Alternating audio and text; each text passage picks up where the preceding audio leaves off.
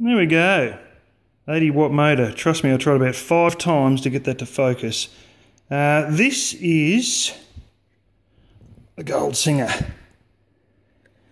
Now, not surprisingly, some people no longer sew anymore, and you find that some of these women are no longer sew, basically give up on their hobby, not due to lack of love for the hobby, but due to shit equipment. And that's exactly what's happened with this thing. You can't expect much for 15 bucks. Long and short of it is the feed dogs, with those little doovers down there, that don't want to focus properly most of the time, they feed through your fabric. Now, I've played around with that, and it doesn't want to happen. And there's a simple but rather complicated solution to it. Now, you can see your little one on the top there with your spring. Your big shaft along there, that goes right through into the bottom there and holds your feed dogs. Now, you've got sort of a whole crankshaft mechanism right in here, and the long and short of it is you've got another little doover right down there, and when I spin you'll see she comes up to the top. That's that one there. But it's basically the toggle on this shaft with the spring that directly has to do with the stitch length. Now I can move the damn stitch length knob, and you can see a little piece moving there, but you can see my little bit here is not moving up and down with it. Now this is a great one of these things that's, I know why my sewing machine mechanic has great love for these things, because you look inside and reminds me of a Briggs & Stratton throttle mechanism. It's all sheet metal on sheet metal.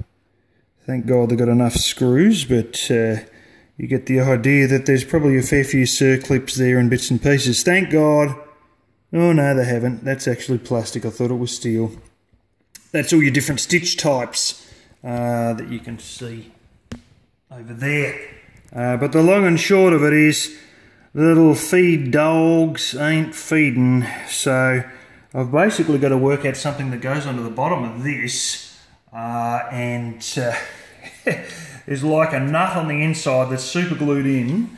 So I can spin a little miniature bolt onto this and get this to drop down and alter our stitch length, because I don't like my chances of trying to come in through the side here and get that one. That's the other one. I have a screw up against that other little magical bolt thingy sitting there, but yeah, it's just right where the edge of the cover is, and it's likely to turn very bad very quickly.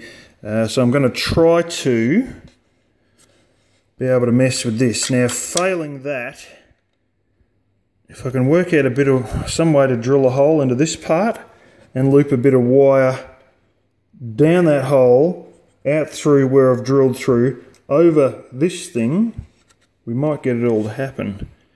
You might be stuck with a permanent stitch length, but a permanent stitch length is better than no stitch length at all, which is what we're currently facing.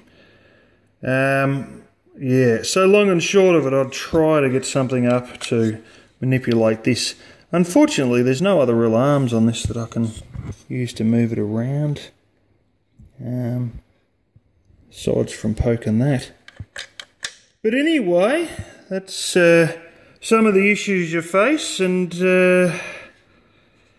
that's the way it all goes when it only costs you 15 bucks.